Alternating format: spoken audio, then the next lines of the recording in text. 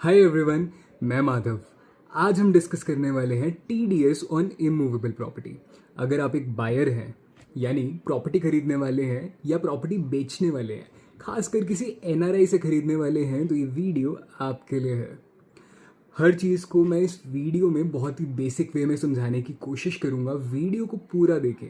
किसी भी तरह की क्वेरी होती है तो प्लीज़ मुझे कमेंट कीजिए या डिस्क्रिप्शन में दी गई ईमेल पे अपनी क्वेरी भेजें। स्टार्ट करते हैं। यहाँ हम सब चीज़ें समझेंगे जो कि प्रॉपर्टी खरीदने और बेचने के लिए ज़रूरी हैं ताकि हम कंप्लायंट रहें।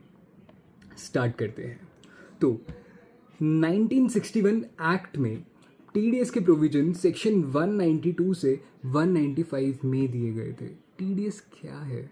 What is TDS? तो इन प्रोविजंस में कुछ ऐसी ट्रांजैक्शंस बताई गई थी जिन पर जब हम पेमेंट करते हैं तो कुछ टैक्स डिडक्ट करके गवर्नमेंट के साथ डिपॉजिट करना होता है ताकि गवर्नमेंट इन ट्रांजैक्शंस को ट्रैक कर सके। तो शिफ्ट लाया गया। क्या शिफ्ट आया? इनकम टैक्स एक्ट 2025 ने 1961 एक्ट को रिप्लेस कर दिया है और ये एक्ट 1 अप्रैल 2026 से अप्लाई हो चुका है। ये एक्ट क्यों लाया गया? इस एक्ट में जो लॉ है, जो कोर रूल है, वो सेम ही है। बेसिकली जो लैंग्वेज है उसे सिंपल किया गया है, जो प्रेजेंटेशन है उसे टैबुलर करी गई है। तो बेसिकली लॉ नया है लेकिन कोर रूल जो है वो सेम है। बायर जो है वो रिस्पॉन्सिबल है टैक्स डिडक्ट करने के लिए और डिपॉजिट करने के लिए। तो गोल जैसे मैंने आपको बताया कि एक सिंपलर ट्रस्ट बेस्ड सिस्टम लाया गया है जिसके अंदर कंसोलिडेटेड फ्रेमवर्क आ गया है अंडर सिंगल सेक्शन 393।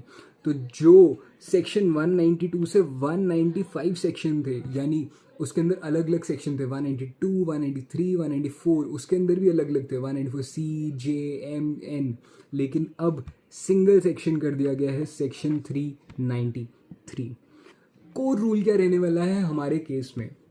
बायर को टीडीएस डिडक्ट करना है और डिडक्ट करने के बाद जिस भी महीने में आपकी ट्रांजैक्शन हुई थी उस महीने के एंड से 30 दिन का आपको टाइम देंगे। The buyer must deduct tax and deposit it with the government with in 30 days from the end of the month in which the transaction occurred. जिस भी मंथ में आपकी ट्रांजेक्शन हुई उसके एंड से 30 दिन तक का आपको टाइम मिलेगा टीडीएस जमा करने का। अब बात करते हैं कि गवर्नमेंट इस ट्रांजैक्शन को कैसे देखती है, गवर्नमेंट क्यों इस ट्रांजैक्शन पे टीडीएस लगा रही है। तो वो ट्रैक करना चाहती है बायर को, ट्रैक करना चाहती है सेलर को। वो बायर का ट्रैकिंग में क्या देखना चाहती है? तो बेसिकली टीडीएस से ये प्रूव होता है कि क्या बायर के पास legitimate declared source of income थी भी या नहीं, ताकि वो प्रॉपर्टी खरीद सकता था या नहीं। क्योंकि अगर टीडीएस एप्लीकेबल ही नहीं होगा तो गवर्नमेंट को पता ही नहीं चलेगा कि ये ट्रांजैक्शन हुई भी थी या नहीं। तो जैसे ही ये टीडीएस कटता है, ट्रांजैक्शन रिपोर्ट होती है और डिपार्टमेंट ये देख सकता है कि क्या बायर के पास legitimate declared source of income थी या नहीं उसके प्रीवियस ईयर्स में। और सेलर के लिए ये देखा जाता है कि सेलर ने क्या उस इनकम को अपनी इनकम टैक्स रिटर्न में शो किया है या नहीं और उस पर टैक्स दे दिया है या नहीं। तो TDS prevents sellers from hiding massive capital gain. It flags the transaction in the database before the money disappears. तो ये बात रही कि गवर्नमेंट कैसे देखती है इस ट्रांजैक्शन को। तो अब बात करते हैं कब टीडीएस डिडक्ट होगा। टीडीएस डिडक्ट किया जाएगा जब आप एक रेजिडेंट इंडियन सेलर से बाय कर रहे हैं, प्रॉपर्टी की वैल्यू 50 लाख या उससे ज़्यादा है, तो आपको टीडीएस कितना डिडक्ट करना है? फ्लैट 1% टीडीएस डिडक्ट करना होगा।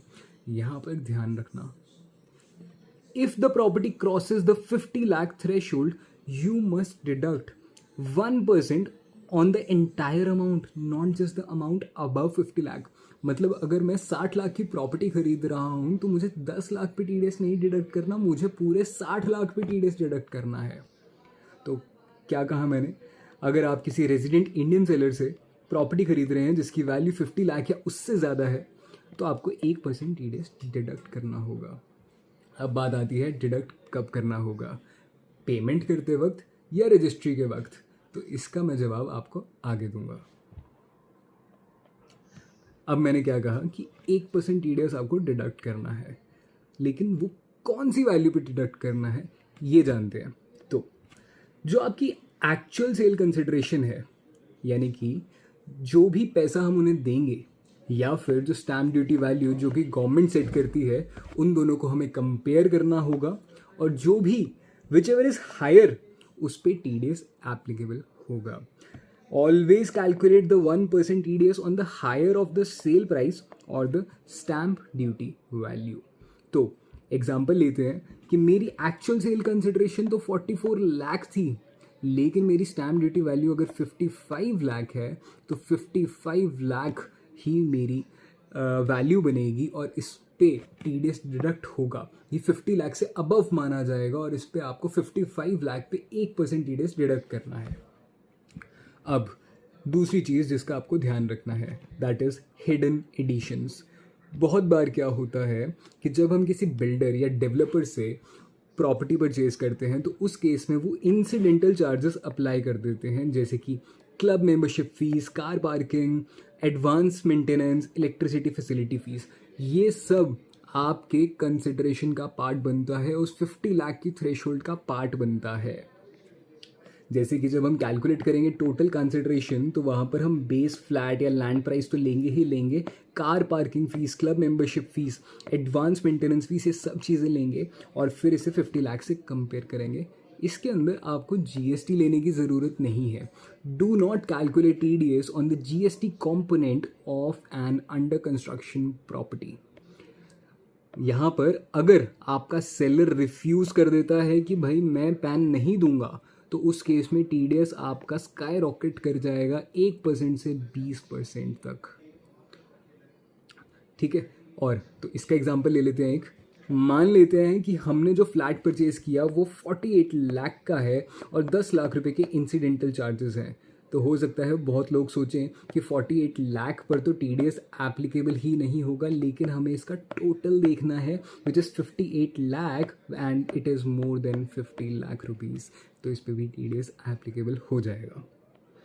अब तीसरी चीज़ जो हमें ध्यान रखनी है, that is the joint buyer trap.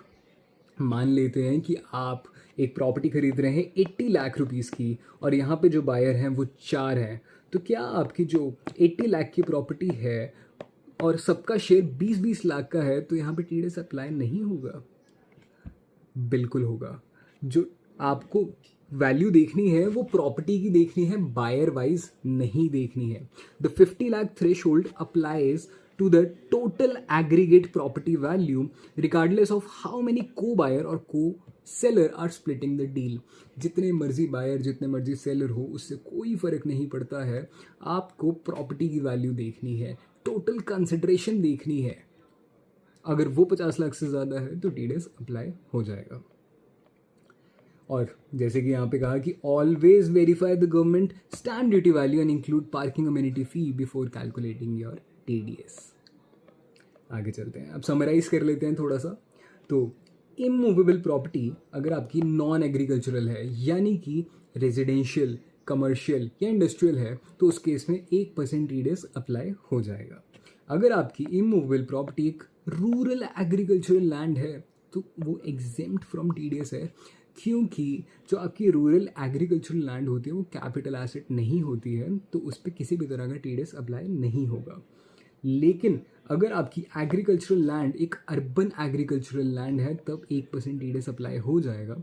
कैसे पता चलेगा कि अर्बन एग्रीकल्चरल है या नहीं है? तो उसके लिए हमें देखना पड़ेगा म्यूनसिपैलिटी, आपकी जो लैंड है क्या वो म्यूनसिपैलिटी में आती है, आती नहीं है तो उसके एरियल डिस्टेंस में भी हम देख सकते हैं। 2 से 8 किलोमीटर तक के aerial distance based on the population, हम अगर आपकी लैंड उसमें फॉल करती है तो वो एक अर्बन एग्रीकल्चरल लैंड मानी जाएगी। अर्बन एग्रीकल्चरल लैंड को हम एक नॉर्मल प्रॉपर्टी की तरह ट्रीट करते हैं और उस पर 1% TDS लग जाएगा। Buying rural farm land is the only scenario where property TDS does not apply. अब हम बात करते हैं स्टेप्स की। याद होगा स्टार्टिंग में मैंने आपको कहा था कि TDS कब डिडक्ट करना है, पेमेंट के टाइम पे या रजिस्ट्री के टाइम पे, तो उसका जवाब मैं अब देने वाला हूँ आपको। तो TDS जो है वो डिडक्ट करना होगा आपको at the time of payment or credit whichever is earlier. तो यानी या तो आपने पेमेंट कर दी है या आपकी पेमेंट ड्यू हो गई है, दोनों में से जो भी चीज़ पहले है उस टाइम पे आपको टीडीएस डिडक्ट करना होगा। तो स्टेप 1 क्या है, डिडक्ट करेंगे आप सबसे पहले। तो डिडक्ट करेंगे at the time of paying और क्रेडिटिंग द सेलर। अब इसके अंदर एक केस आता है, applies to every instalment in under construction properties. इसको मैं आगे डिस्कस करूंगा आपके साथ। तो आपने डिडक्ट कर लिया eight the time of payment or credit, उसके बाद आपको क्या करना है, उसे डिपॉजिट करना है और फॉर्म को फाइल करना है। ठीक है, फाइल कौन सा करेंगे हम, फॉर्म 141। न्यू एक्ट के अंदर सेक्शन 393 में फॉर्म है 141। आपको फॉर्म फाइल करना है और टैक्स पे करना है with in 30 days from the end of the month of deduction. मैंने क्या कहा था, ट्रांजेक्शन अकर हुई, जिस महीने में अकर हुई उसके एंड से 30 दिन का टाइम मिलता है इस फॉर्म को फिल करके टैक्स डिपॉजिट करने का। आप जैसे ही ये फॉर्म फाइल कर देंगे उसके 15 दिन के अंदर आपको डाउनलोड करना है और इशू करना है form 132 to the seller as a proof of tax deduction. वो आप डाउनलोड कीजिए और इशू कर दीजिए अपने सेलर को। तो डिडक्ट करिए पेमेंट, फाइल करिए फॉर्म 141 और फॉर्म 132 अपने सेलर को दे दीजिए। अब बात करते हैं फॉर्म्स की। तो ओल्ड 1961 एक्ट जो कि अब नहीं है, नहीं लागू होता, नया 2025 एक्ट लगता है। यहाँ पर पहले फॉर्म था 26 क्यूबी जो कि अब बदल कर हो गया है फॉर्म 141। पहले फॉर्म 16B हुआ करता था जो हम सेलर को देते थे, लेकिन अब फॉर्म देना होता है 132। पहले जो सेक्शन लगता था ऑन इमूवेबल प्रॉपर्टी वो था सेक्शन 194IA जो कि अब होता है सेक्शन 393 सब सेक्शन 1। अब बहुत ही इंपॉर्टेंट चीज़ जो कि प्रैक्टिकल लाइफ में हम फेस करते हैं, that is lump sum versus instalments में अगर हम पेमेंट कर रहे हैं तो तब टीडीएस की एप्लीकेबिलिटी क्या रहने वाली है। तो गोल्डन रूल हम जानते हैं कि डिडक्ट करेंगे TDS at the time of payment or credit whichever is earlier. तो अगर लमसम परचेज है तो उस केस में एक ही पेमेंट होगी, एक ही बार डिडक्शन होगी और एक ही फॉर्म फाइल होगा। लेकिन मान लेते हैं हम किसी बिल्डर या डेवलपर से एक अंडर कंस्ट्रक्शन फ्लैट ले रहे हैं, तो उस केस में क्या होगा, और वहाँ पर हम इंस्टॉलमेंट में पेमेंट करने वाले हैं ना कि लमसम। तो TDS is triggered at every single payment. यानी कि एग्जाम्पल से समझते हैं, एग्जाम्पल 80 लाख का मैं एक अंडर कंस्ट्रक्शन फ्लैट बाय करने वाला हूँ। बुकिंग के टाइम पे मैंने 20 लाख रुपए दे दिए, तब मैंने पे कर दिया है वहाँ पे, तो मुझे डिडक्ट करना होगा 1% टीडीएस यानी 20,000 और अपना फॉर्म फाइल करके मुझे टैक्स जमा करवाना होगा। फॉर्म के अंदर स्पेसिफिकली वो पूछते हैं कि ये जो पेमेंट है ये लमसम में है या इंस्टॉलमेंट में है, तो वहाँ हम इंस्टॉलमेंट का ऑप्शन सिलेक्ट करके पेमेंट कर देंगे। फिर जैसे फाउंडेशन बनी, रूफ बनी, तो फिर हमने 30 लाख रुपए दिए, तो 1% यानी 30,000 डिडक्ट करके जमा करेंगे, फॉर्म फाइल करेंगे। फिर पोजीशन के टाइम पे हमने 30 लाख दिए, तो फिर से हम टीडीएस डिडक्ट करके उनका फॉर्म फाइल करेंगे। एक वार्निंग है आप लोगों के लिए कि do not wait until final registration to deduct the whole amount, जिसकी वजह से मैसिव लेट फीस और इंटरेस्ट लग सकता है। तो प्लीज़ वेट ना कीजिए, हर इंस्टॉलमेंट जब भी आप पे कर रहे हैं तो उस पर टीडीएस डिडक्ट कीजिए और फॉर्म फाइल कीजिए। अगली बात आती है कि टीडीएस जॉइंट ओनरशिप के केस में कैसे वर्क करेगा। यानी टीडीएस कौन जमा करवाएगा, कितने फॉर्म फाइल करने होंगे, और मल्टीपल बायर्स हैं तो कैसे होगा काम, और मल्टीपल सेलर्स हैं तो कैसे होगा। तो अगर जॉइंट ओनरशिप है, पेपर वर्क मल्टीप्लायर की बात करेंगे हम यहाँ पे, तो जो 50 लाख की थ्रेशोल्ड है वो एंटायर प्रॉपर्टी की है। पहले भी मैंने आपको बताया था, ये इंडिविजुअल शेयर वाइज नहीं होती है। ये जो थ्रेशोल्ड है ये प्रॉपर्टी की थ्रेशोल्ड है, बायर की थ्रेशोल्ड नहीं है। लेकिन जो कंप्लायंस है वो बायर स्पेसिफिक है। यानी TDS responsibility is based purely on the ownership listed in the agreement. यानी जो आपकी रजिस्ट्री में जो भी ओनर होंगे उन पर रिस्पॉन्सिबिलिटी है टीडीएस जमा करने की। पेमेंट कौन करने वाला है उससे कोई फ़र्क नहीं पड़ता, लेकिन जिस इंसान का नाम रजिस्ट्री में है उसे ही टीडीएस जमा करने की रिस्पॉन्सिबिलिटी है। अब बात करते हैं कितने फॉर्म जाएंगे। तो एग्जाम्पल है, अगर एक बायर और 2 सेलर हैं तो एक फॉर्म जाएगा, क्योंकि जो हमारा नया 141 फॉर्म है वो अलाउ करता है multiple sellers in a single form. ये एक बहुत बड़ा अपडेट है। पिछले एक्ट में फॉर्म 26 QB में एक बायर एक ही सेलर के लिए फॉर्म भर सकता था, वहाँ मल्टीपल फॉर्म्स भरने पड़ते थे मल्टीपल सेलर्स के लिए। वहाँ पर एक फॉर्म में मल्टीपल सेलर का ऑप्शन ही नहीं था, लेकिन न्यू फॉर्म के अंदर अब आप मल्टीपल सेलर दे सकते हैं एक ही सिंगल फॉर्म में। कंप्लायंस कम करी गई है यहाँ पे। नेक्स्ट पॉइंट, अगर 2 बायर और 1 सेलर हो तो कितने फॉर्म जाएंगे? तो यहाँ पे 2 फॉर्म जाएंगे, क्योंकि बायर स्पेसिफिक कंप्लायंस है। हर बायर को अलग से अपना पैन यूज़ करके सामने वाले सेलर का TDS डिपॉजिट करना होगा। Each buyer file separately for their share. अगर 2 बायर और 2 सेलर हुए तो जैसे मैंने आपको बताया कि मल्टीपल सेलर अलाउ कर दिए गए हैं एक सिंगल फॉर्म में, तो यहाँ 2 ही फॉर्म जाएंगे। पहले के टाइम पे यहाँ पर 4 फॉर्म जाते होते थे, लेकिन अब नहीं। और इसमें एक इम्पॉर्टेंट पॉइंट, अगर एक बायर है 2 सेलर हैं, लेकिन जो 2 सेलर हैं वो एक कॉर्पोरेट डिडक्टी है और एक नॉन कॉर्पोरेट डिडक्टी है, तो उस केस में आपके 2 फॉर्म जाएंगे। वहाँ पर डिपेंड करता है आपके सेलर का नेचर क्या है। आगे चलते हैं। अब आते हैं एक बहुत ही इंपॉर्टेंट टॉपिक पे। अगर आपने इस चीज़ का ध्यान नहीं रखा तो नोटिस आपका ध्यान ज़रूर रखेगा। रेजिडेंट सेलर के केस में तो हमने समझ लिया है कि अगर प्रॉपर्टी की वैल्यू 50 लाख है उससे ज़्यादा है तो 1% हमने TDS डिडक्ट कर लेना है। लेकिन NRI सेलर के केस में क्या होगा, ये बहुत इम्पॉर्टेंट है। कभी भी अपने सेलर को रेजिडेंट अज्यूम मत कीजिए। उसके रेजिडेंशियल स्टेटस को उसके पैन के थ्रू ज़रूर चेक करें या उसके पासपोर्ट के थ्रू ज़रूर चेक करें। गवर्नमेंट चाहती है कि पैसा इंडिया से बाहर जाए उससे पहले ही TDS के रूप में उससे टैक्स ले लिया जाए। जो रेजिडेंट सेलर के केस में सेक्शन लगता है वो है सेक्शन 393 सबसेक्शन 1। NRI सेलर के केस में सेक्शन लगता है 393 सबसेक्शन 2। वहाँ पर आप 1% वाला स्टैंडर्ड रूल फॉलो नहीं कर सकते हैं।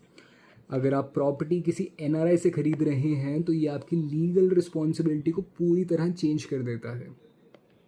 चलिए एक समराइज्ड वे में इसको समझते हैं। आपकी मिनिमम थ्रेशोल्ड क्या है TDS डिडक्ट करने की? तो रेजिडेंट सेलर के केस में तो 50 लाख है कि 50 लाख या उससे ज़्यादा की प्रॉपर्टी है तो 1% TDS डिडक्ट करना है। लेकिन NRI सेलर के केस में कोई भी थ्रेशोल्ड नहीं है, अप्लाइज फ्रॉम 1 रुपी, यानी कि वहाँ पर किसी भी तरह की लिमिट नहीं है। NRI सेलर आपको 10 लाख की प्रॉपर्टी बेच रहा है, 20 लाख की प्रॉपर्टी बेच रहा है, वहाँ पे TDS स्टार्टिंग अप्लाई हो जाएगा। वहाँ आपको थ्रेशोल्ड देखने की ज़रूरत ही नहीं है। TDS रेट की हम बात कर लेते हैं तो रेजिडेंट सेलर के केस में 1% TDS जो है आपको डिडक्ट करना है। लेकिन NRI सेलर के केस में आपको, अगर वो लॉन्ग टर्म एसेट है सेलर के लिए, तो आपको 12.5% TDS डिडक्ट करना है, और शॉर्ट टर्म है 30% तक डिडक्ट करना पड़ सकता है। यही नहीं, इसके ऊपर आपको मैंडेटरी 4% सेस ऐड करना होगा और सरचार्ज भी ऐड करना पड़ सकता है अप टू 15%। एग्जाम्पल के लिए, अगर मैं किसी NRI से 1 करोड़ 20 लाख की प्रॉपर्टी बाई करने वाला हूँ तो इस केस में मुझे कितना TDS डिडक्ट करना होगा जानते हैं आप? 14.95%, विच इज़ 12.5% प्लस 15% सरचार्ज प्लस 4% सेस। तो 14.95% मुझे TDS डिडक्ट करना होगा। अब ये तो पता चल गया है कि रेट क्या रहने वाला है, 1% या 14.95%, तो ये किस पे डिडक्ट करना है? तो ये हम जानते हैं कि सेल प्राइस पे डिडक्ट करना है। दोनों केसेस में सेल प्राइस पे डिडक्ट होगा। अब आपके मन में आ रहा होगा कि जो TDS है वो सेल प्राइस पे डिडक्ट हो रहा है, लेकिन सेल प्राइस हमारी इनकम थोड़ी ना होती है, कैपिटल गेन इनकम होती है सेलर के लिए।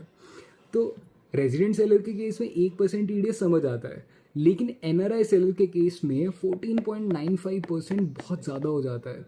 अगर मान लीजिए आप 5 करोड़ की प्रॉपर्टी बेच रहे हैं एज NRI सेलर, तो आपका 74.75 लाख का TDS डिडक्ट हो जाएगा, जिससे आपका कैश फ्लो बहुत ज़्यादा यहाँ पर रिस्ट्रिक्ट किया जा रहा है, ब्लॉक हो जाएगा आपका फंड।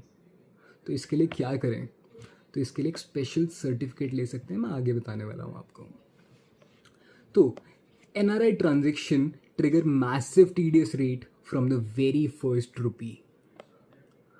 अब बात करते हैं हम कि अगर हम किसी NRI सेलर का TDS डिडक्ट करना चाहते हैं तो उस केस में हमें टैन लेना होगा। रेजिडेंट सेलर के केस में पैन बेस्ड फॉर्म है, हम पैन बेस्ड फॉर्म फाइल कर देंगे फॉर्म 141। उसमें टैन की ज़रूरत नहीं होती है। लेकिन एनआरआई के केस में पहले फॉर्म 27Q जाता था, 144 जाता है, तो उस केस में टैन लेना बहुत ज़रूरी है। लेकिन इसमें एक अपडेट आ गया है, फ्रॉम 1 अक्टूबर 2026 टैन बिल्कुल हटा दिया गया है for the purchase of immovable property. Buyer जो है वो एक सिंप्लीफाइड पैन ओनली सिस्टम के थ्रू फॉर्म 141 फाइल करके अपना टीडीएस एनआरआई सेलर का भी डिपॉजिट कर सकते हैं। लेकिन तब तक सितंबर 30 तक आपको टैन लेना होगा, आपको एनआरआई टीडीएस उसी तरीके से जमा करना पड़ेगा। क्वार्टरली उसकी फॉर्म 144 जाता है, उसके बाद फॉर्म 131 आता है। जैसे कि रेजिडेंट के केस में फॉर्म 141 फाइल करते हैं 30 दिन तक, और उसके बाद 15 दिन के अंदर फॉर्म 132 जाता है। ठीक है, ध्यान में रहे, अगर आप एनआरआई सेलर के लिए भी simplified PAN only route choose करते हैं तो उस केस में आपको ऑटोमेटिक कंप्लायंस डिफेक्ट या पेनल्टी नोटिस आ सकते हैं। तो प्लीज़ टैन ज़रूर लें 30 सितंबर तक अगर आपकी ट्रांजेक्शन है तो। अब बात करते हैं, जैसे कि ऊपर मैंने आपको कहा था कि आप एक स्पेशल सर्टिफिकेट लेकर अपने टीडीएस की अमाउंट को कम करवा सकते हैं, तो वो कैसे होगा, तो प्रॉब्लम क्या है। तो मैंने आपको कहा था कि स्टार्टिंग में मैंने आपको कहा था कि सेल प्राइस पे टीडीएस डिडक्ट किया जाता है। एनआरआई के केस में बहुत ज़्यादा परसेंटेज हो जाती है इस चीज़ की, तो इसको कम कैसे किया जाए, तो एक स्पेशल सर्टिफिकेट लेना होगा। तो प्रॉब्लम ये है कि डिडक्ट किया जाता है 12.5% से लेकर 35% तक on the gross sale price, जिसकी वजह से massive amount of the seller money जो है वो ब्लॉक हो जाती है देन द एक्चुअल प्रॉफिट। तो इस केस में सोल्यूशन है कि आप एक फॉर्म 128 है उसे फिल कीजिए, एनआरआई सेलर को फिल करना होगा, जहां पर वो अप्लाई करेंगे to the income tax department for a lower और नील टीडीएस सर्टिफिकेट। जिससे क्या होगा, जैसे ही वो अप्रूव हो जाएगा तो जो भी अप्रूव्ड रेट होगा बायर को उतना ही टीडीएस डिडक्ट करना है और जमा करवा देना है। सेलर्स को प्रोएक्टिवली अप्लाई करना चाहिए for 128 well before the property registration to save the cash flow. तो ये जो फॉर्म है एनआरआई सेलर के लिए एक लाइफ सेवर भी हो सकता है कैश फ्लो में। अगला पॉइंट, अगली चीज़ हम बात करते हैं द पैन 2.0 चेक। नए फ्रेमवर्क के अंदर NRI sellers PAN must be updated to an active non resident status, यानी कि एनआरआई सेलर का जो पैन का स्टेटस है वो नॉन रेजिडेंट होना चाहिए। अगर सेलर का पैन इनऑपरेटिव या मिसिंग है तो बायर को 20% फ्लैट रेट पे टीडीएस डिडक्ट करना होगा। तो अगर इनऑपरेटिव, मिसिंग है या एक्टिव नहीं है तो क्या करे सेलर, तो सेलर को फाइल करना होगा फॉर्म 93 या 95 to update their KYC and activate their PAN. तो बायर्स एक बात ध्यान में रखो, ट्रांजैक्शन पेमेंट करने से पहले अपने सेलर के पैन का स्टेटस ई फाइलिंग पोर्टल पे ज़रूर चेक करो। जब आप ई फाइलिंग पोर्टल पे जाएंगे तो वहाँ पे वेरीफाई पैन का ऑप्शन आता है, वहाँ पैन नंबर डालिए, मोबाइल नंबर या ईमेल डालिए अपनी, तो वहाँ से आपको स्टेटस पता चल जाएगा पैन का। अब बात आती है कि अगर आप टीडीएस ऑन इमूवेबल प्रॉपर्टी को डिडक्ट या डिपॉजिट नहीं करते हैं तो क्या होगा। तो अगर आप लेट डिडक्ट करते हैं, यानी कि आपने पेमेंट कर दी, टीडीएस ने डिडक्ट किया, बाद में डिडक्ट किया, तो उस केस में आप पे 1% इंटरेस्ट लगाया जाएगा up to the date of deduction. ध्यान रहे ये इंटरेस्ट पर मंथ और पार्ट ऑफ द मंथ भी है, यानी एक दिन भी महीने का लेट हो गया तो पूरे मंथ के लिए 1% लग जाएगा आप पे। उसके बाद डिडक्ट तो कर लिया लेकिन डिपॉजिट नहीं किया। डिपॉजिट कब तक करना था, फ्रॉम जिस भी महीने में ट्रांजैक्शन हुई उस मंथ के एंड से 30 दिन तक का टाइम मिलता है, लेकिन उसके बाद हम डिपॉजिट कर रहे हैं तो 1.5% इंटरेस्ट लग जाएगा per month. Deducted but paid government late. अब ये तो बात हो गई कि डिडक्ट लेट किया, डिपॉजिट लेट किया, तो अगर डिपॉजिट भी लेट हो रहा है तो इसका मतलब हमने फॉर्म भी नहीं फाइल किया होगा। तो लेट फाइलिंग पे, यानी जो हम फॉर्म 141 लेट फाइल करते हैं, तो उस केस में 200 रुपये फॉर एवरी सिंगल डे जो डिले आता है वो लगाया जाएगा। यानी अगर आप 10 दिन लेट भरेंगे तो आप पे 200 × 10 यानी 2000 रुपये की लेट फाइलिंग फीस लगा दी जाएगी। इसके अंदर लेट फाइलिंग फीस जो है वो मैक्सिमम आपकी टीडीएस अमाउंट तक लगाई जा सकती है, लेकिन इंटरेस्ट पे कोई कैपिंग नहीं है। अब ये जो टीडीएस है ये सिर्फ बायर की कंप्लायंस नहीं है, बायर की गलती सेलर के लिए भी बहुत बड़ी प्रॉब्लम क्रिएट कर सकती है। जानते हैं कैसे? अगर बायर ने गलत फॉर्म या गलत अमाउंट से टीडीएस डिडक्ट कर लिया तो सेलर को जो उसका क्रेडिट है वो डिपार्टमेंट डिसअलाउ कर सकता है, और जो बेनिफिट उसको टीडीएस का लेना था वो नहीं मिल पाएगा, उसको अपनी जेब से और टैक्स डिपॉजिट करना होगा। सेम अगर बायर ने गलत फॉर्म फाइल किया या फिर टीडीएस जो है वो कम काटा तो उस केस में उस पर भी पेनल्टी लगाई जा सकती है बाय द एओ। पेनल्टी लगा सकते हैं for the non compliance of the provisions of income tax. तो a paperwork error doesn't just hurt the buyer, it destroys the seller financial records as well। तो कोई भी प्रॉपर्टी लेने से पहले इन 5 चीज़ों का ध्यान ज़रूर रखें। पहला, वेरीफाई करें सेलर के रेजिडेंशियल स्टेटस को और इंश्योर करें कि उसका पैन एक्टिव है। ये ई फाइलिंग पोर्टल पर जाकर आप चेक कर सकते हैं। लेकिन रेजिडेंशियल स्टेटस के लिए बिल्कुल पैन या फिर आप पासपोर्ट को देख सकते हैं। चेक करें कि क्या सेल प्राइस या स्टैम्प ड्यूटी वैल्यू 50 लाख है उससे ज़्यादा की है या नहीं है। ये रेजिडेंट के केस में है, क्योंकि नॉन रेजिडेंट के केस में यहाँ पर कोई भी थ्रेशोल्ड होती ही नहीं है। इस कैलकुलेशन के अंदर आप इंसिडेंटल चार्जेस जोड़ना ना भूलें। पार्किंग, क्लब, एडवांस मेंटेनेंस, इन सब चीज़ों को भी वैल्यूएशन का पार्ट ज़रूर बनाएं।